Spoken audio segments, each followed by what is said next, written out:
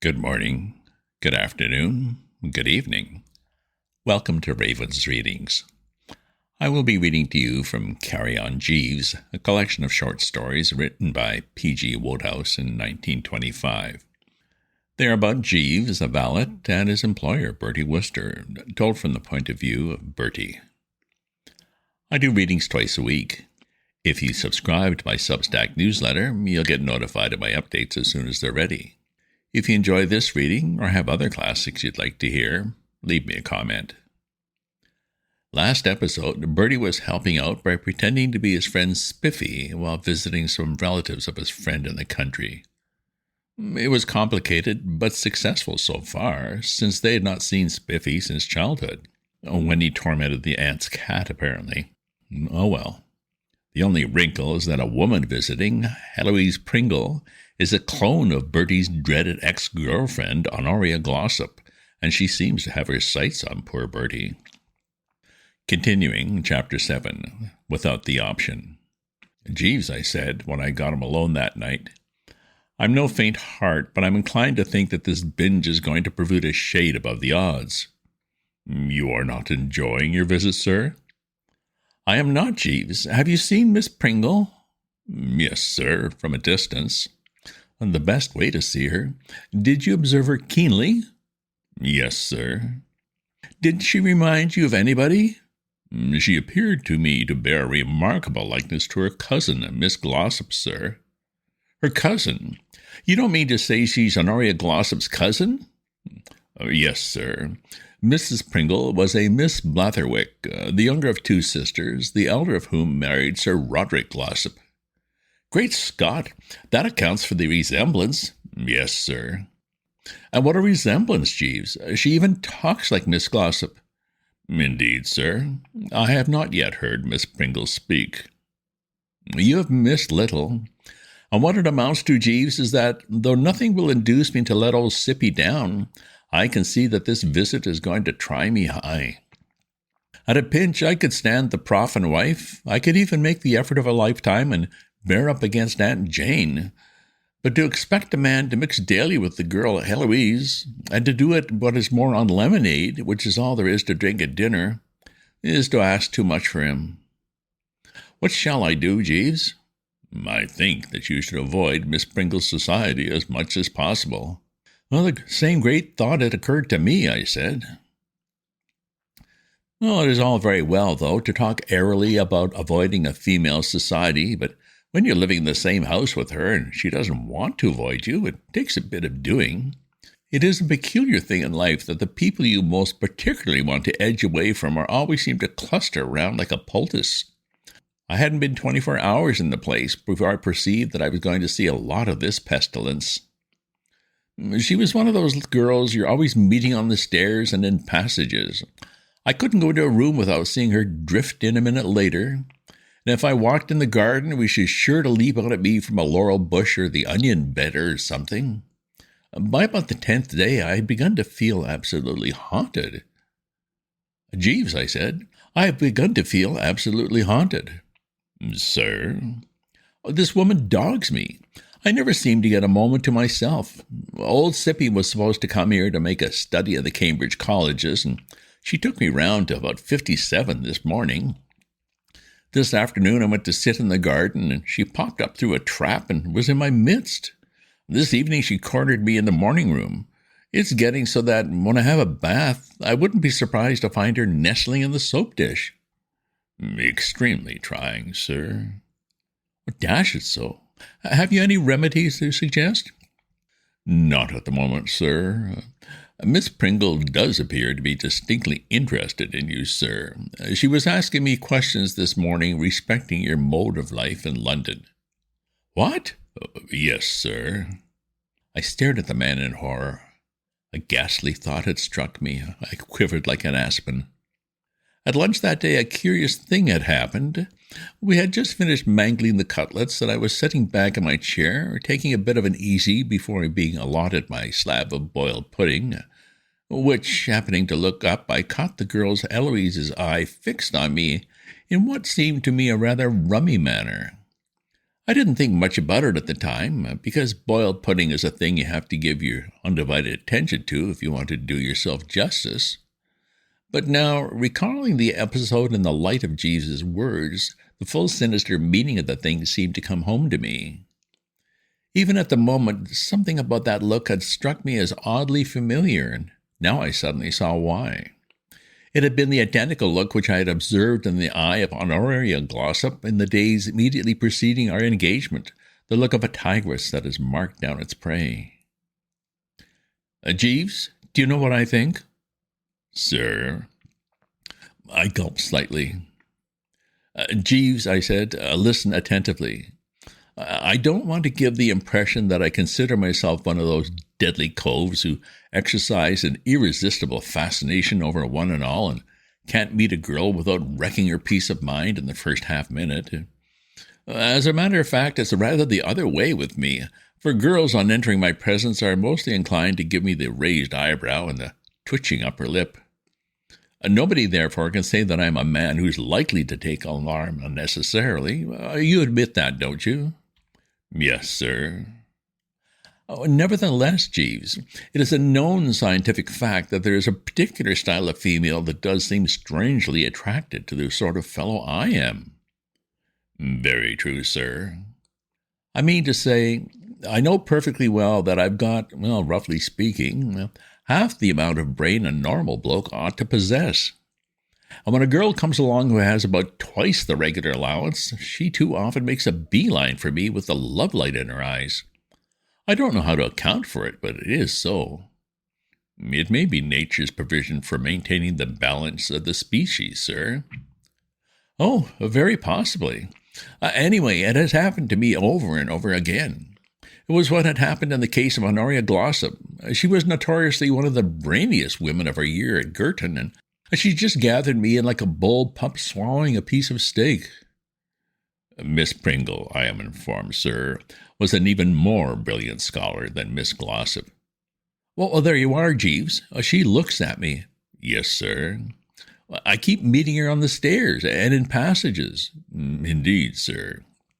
She recommends me books to read to improve my mind. Highly suggestive, sir. And at breakfast this morning, when I was eating a sausage, she told me I shouldn't, as modern medical science held that a 4-inch sausage contained as many germs as a dead rat. The maternal touch, you understand, fussing over my health. I think we may regard that, sir, as practically conclusive. I sank into a chair, thoroughly pipped. What's to be done, Jeeves? We must think, sir. Well, you think. I haven't the machinery. I will most certainly devote my very best attention to the matter, sir, and will endeavor to give satisfaction. Well, that was something, but I was ill at ease. Yes, there was no getting away from it. Bertram was ill at ease. Next morning, we visited 63 more Cambridge colleges, and after lunch I said I was going to my room to lie down. After staying there for half an hour to give the coast time to clear, I shoved a book and smoking materials in my pocket and climbed out of a window and shinnied down a convenient water pipe into the garden. My objective was the summer house, where it seemed to me that a man might put in a quiet hour or so without interruption. It was extremely jolly in the garden. The sun was shining, the crocuses were all to the mustard, and there wasn't a sign of Heloise Pringle anywhere. The cat was fooling about on the lawn, so I chirruped to it, and it gave a low gargle and came trotting up. I just got it in my arms and was scratching it under the ear when there was a loud shriek from above, and there was Aunt Jane halfway out of the window. Dashed disturbing. Oh, right-o, I said.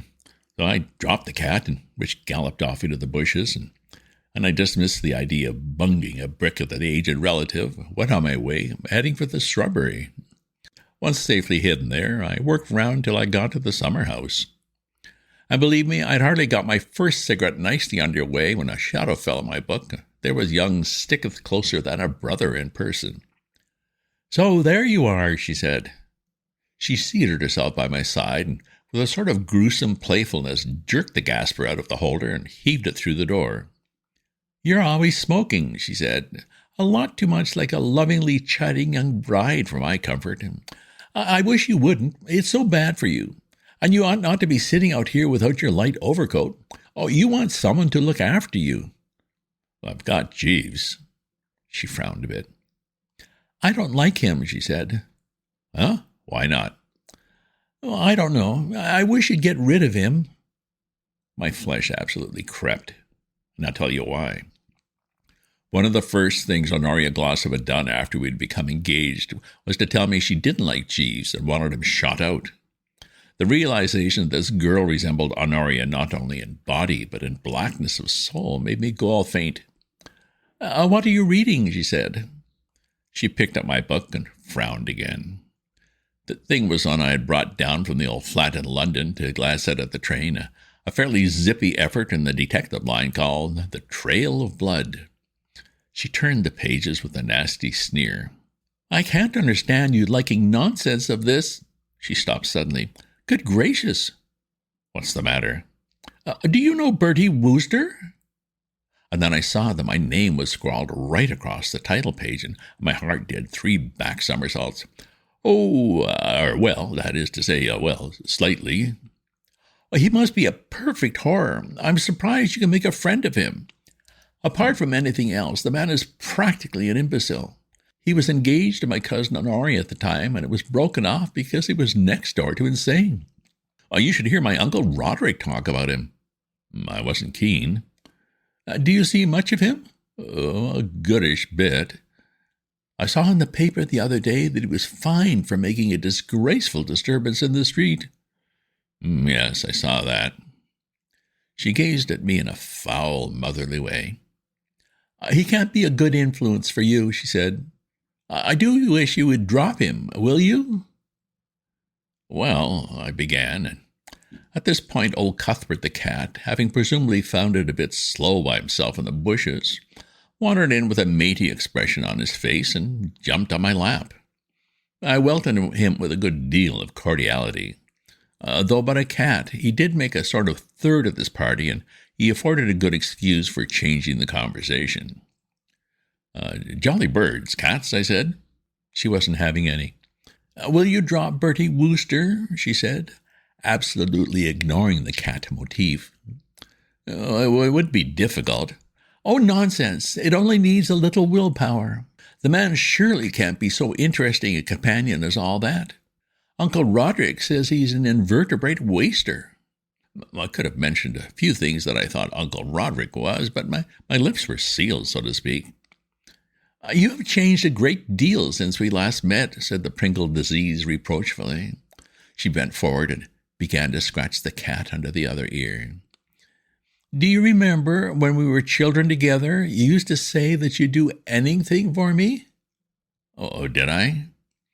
I remember once you cried because I was cross and wouldn't let you kiss me. I didn't believe it at the time, and I don't believe it now. Sippy is in many ways a good deal of a chump, but surely even at the age of 10 he cannot have been such a priceless ass as that. I think the girl was lying, but that didn't make the position of affairs any better. I edged away a couple of inches and sat staring before me, the old brow beginning to get slightly bedewed. And then suddenly, well, you know how it is, I suppose everyone has had that ghastly feeling at one time or other of being urged by some overwhelming force to do some absolutely blithering act. You get it now and then when you're in a crowded theater and something seems to be egging you on to shout fire and see what happens. Or you're talking to someone and all at once you feel, now suppose I suddenly biffed this bird in the eye. Well, what I'm driving at is at this junction, with her shoulder squashed against mine and her black hair tickling my nose, a perfectly loony impulse came sweeping over me to kiss her. No, really? I croaked. Have you forgotten? She lifted the old onion, and her eyes looked straight into mine. I could feel myself skidding. I shut my eyes. And then from the doorway there spoke the most beautiful voice I had ever heard in my life. Give me that cat. I opened my eyes. There was good old Aunt Jane, that queen of her sex, standing before me, glaring at me as if I were a vivisectionist and she had surprised me in the middle of an experiment. How this pearl among women had tracked me down, I don't know, but there she stood, bless her dear intelligent old soul, like the rescue party in the last reel of a motion picture. I didn't wait. The spell was broken and I legged it. As I went, I heard that lovely voice again.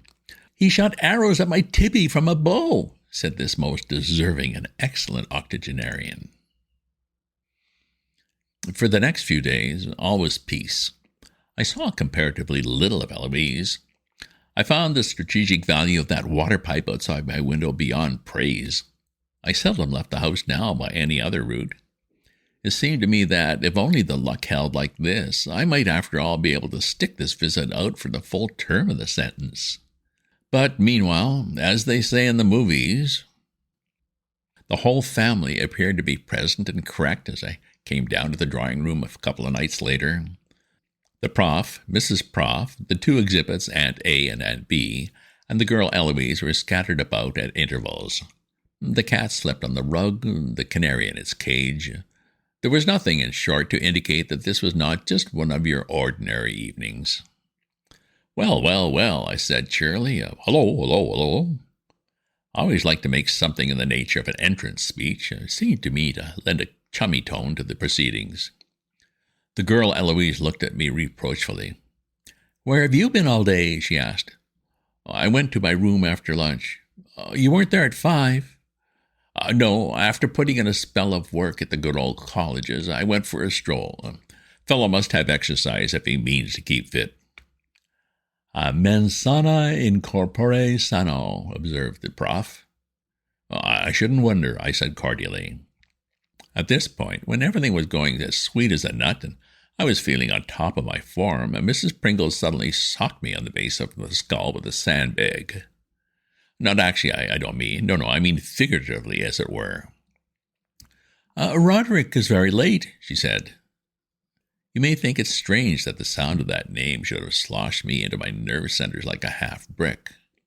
But take it from me, to a man who has had any dealings with Sir Roderick Glossop, there's only one Roderick in the world, and that is one too many. "Roderick?" I gurgled. "My brother-in-law, Sir Roderick Glossop, comes to Cambridge tonight," said the Prof. "He lectures at St. Luke's Store. He's coming here to dinner." And while I stood there, feeling like the hero who has discovered he's trapped in the den of the secret 9, the door opened. "Sir Roderick Glossop," announced the maid or some such person, and in he came. One of the things that gets this old crumb so generally disliked among the better element of the community is the fact that he's a head like the dome of St. Paul's and eyebrows that want bobbing or shingling to reduce them to anything like reasonable size. It's a nasty experience to see this bald and bushy bloke advancing on you when you haven't prepared the strategic railways in your rear. As he came into the room, I backed behind a sofa and committed my soul to God. I didn't need to have my hand read to know that trouble was coming to me through a dark man. He didn't spot me at first. He shook hands with the Prof and the wife and kissed Heloise and waggled his head at the exhibits. "I fear I'm somewhat late," he said. "A slight accident on the road, affecting what my chauffeur termed the—" And then he saw me lurking on the outskirts and gave a startled grunt, as if I'd hurt him a good deal internally. "This," began the Prof, waving in my direction. "I am already acquainted with Mr. Wooster." "This," went on the Prof, "is Miss Sipperley's nephew, Oliver. You remember Miss Sipperley?" "What do you mean?" barked Sir Roderick. Having had so much to do with loonies has given him a rather sharp and authoritative manner on occasion. "This is that wretched young man, Bertram Wooster. What is all this nonsense about Olivers and Sipperleys?" The Prof was eyeing me with some natural surprise. So were the others. I beamed a bit weakly. "Well, as a matter of fact," I said. The Prof was wrestling with the situation. You could hear his brain buzzing. "He said he was Oliver Sipperley," he moaned. "Come here," bellowed Sir Roderick. "Am I to understand that you have inflicted yourself on this household under the pretense of being the nephew of an old friend?" It seemed a pretty accurate description of the facts. "Well, yes," I said. Sir Roderick shot an eye at me. It entered the body somewhere about the top stud, roamed around inside for a bit, and went out at the back. Insane, quite insane. I knew from the first moment I saw him. What did he say? Asked Aunt Jane. Roderick says this young man is insane, roared the prof. Ah, said Aunt Jane, nodding. I thought so. He climbs down water pipes. He does what? I've seen him, many a time. Sir Roderick snorted violently. He ought to be under proper restraint. It is abominable that a person in his mental condition should be permitted to roam the world at large. The next stage may be quite easily homicidal.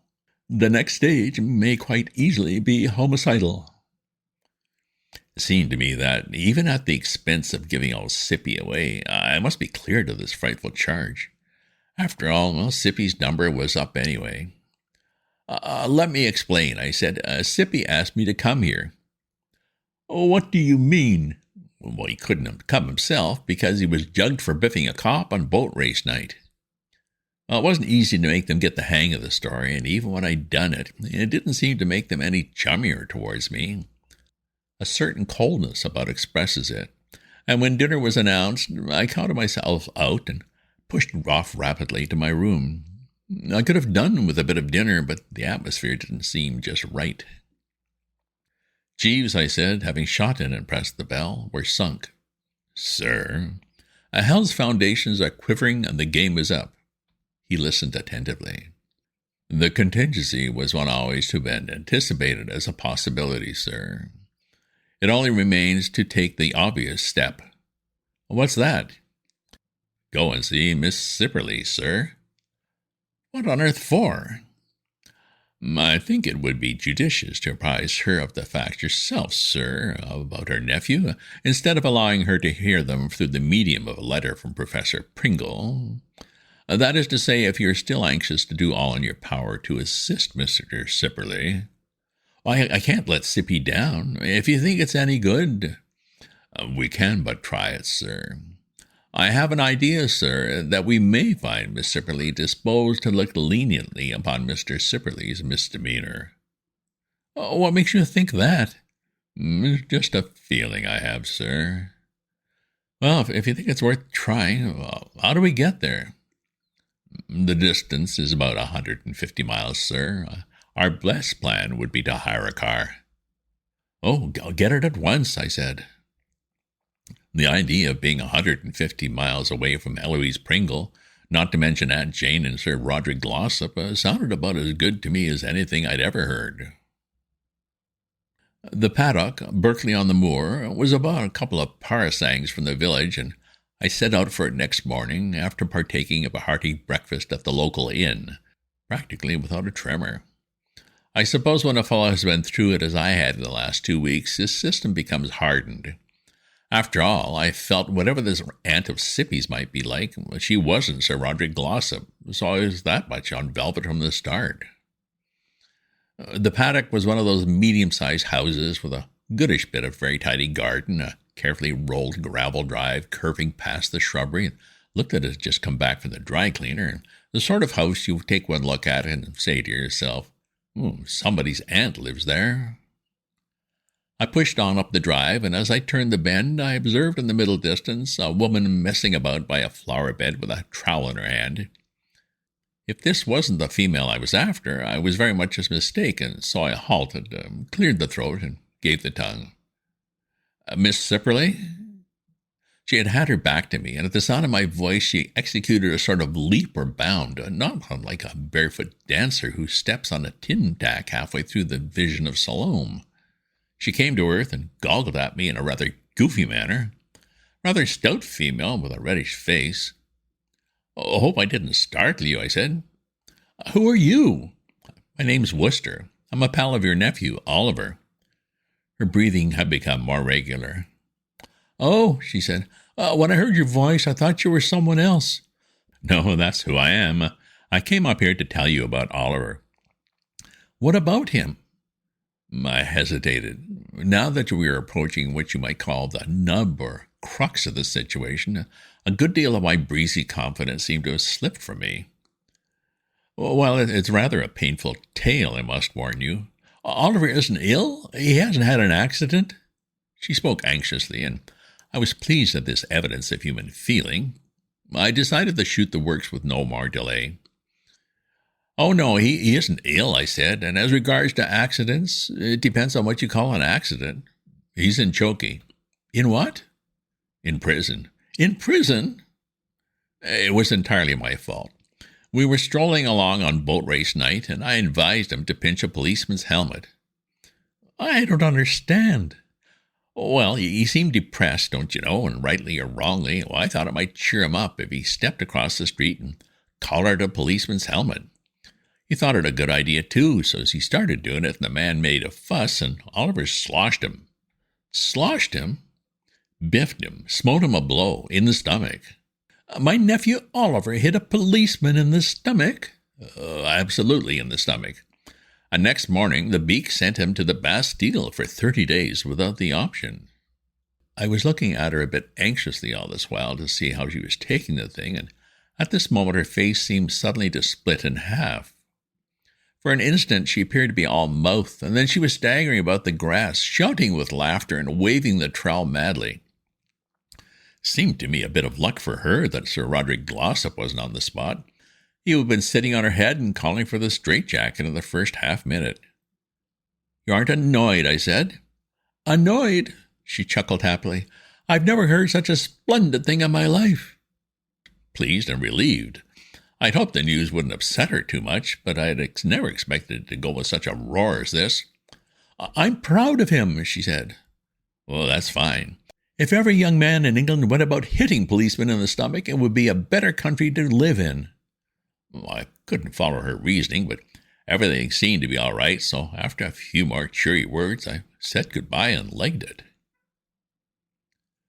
Jeeves, I said, when I'd got back to the inn, everything's fine, but I'm far from understanding why. What actually occurred when you met Miss Sippy, sir?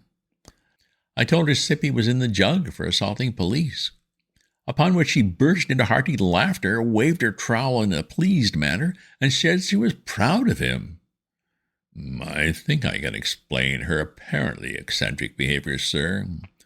I'm informed that Miss Sippy has had a good deal of annoyance at the hands of the local constable during the past 2 weeks. This has doubtless resulted in a prejudice on her part against the force as a whole. Really? How was that? The constable has been somewhat overzealous in the performance of a duty, sir. On no fewer than 3 occasions in the past 10 days he has served summonses upon Miss Sippy. For exceeding the speed limit in her car, for allowing her dog to appear in public without a collar, and for failing to abate a smoky chimney. Being in the nature of an autocrat, if I may use the term, in the village, Miss Sippy has been accustomed to do these things in the past with impunity, and the constable's unexpected zeal has made her somewhat ill-disposed to policemen as a class, and consequently disposed to look upon such assaults as Mr. Sippy's in a kindly and broad-minded spirit. I saw his point. What an amazing bit of luck, Jeeves. Yes, sir. Where did you hear all this? My informant was the constable himself, sir. He is my cousin. I gaped at the man. I saw, so to speak, all. Good Lord, Jeeves, you didn't bribe him? Oh, no, sir, but it was his birthday last week, and I gave him a little present. I have always been fond of Egbert, sir. How much? A matter of £5, sir. I felt in my pocket. Here you are, I said, and another £5 for luck. Thank you very much, sir. Jeeves, I said, you move in a mysterious way your wonders to perform. You don't mind if I sing a bit, do you? Not at all, sir, said Jeeves. End of chapter. Well, Bertie's off the hook, and Sippy's forgiven. A very nice resolution. But did you have any doubt about Jeeves's ability?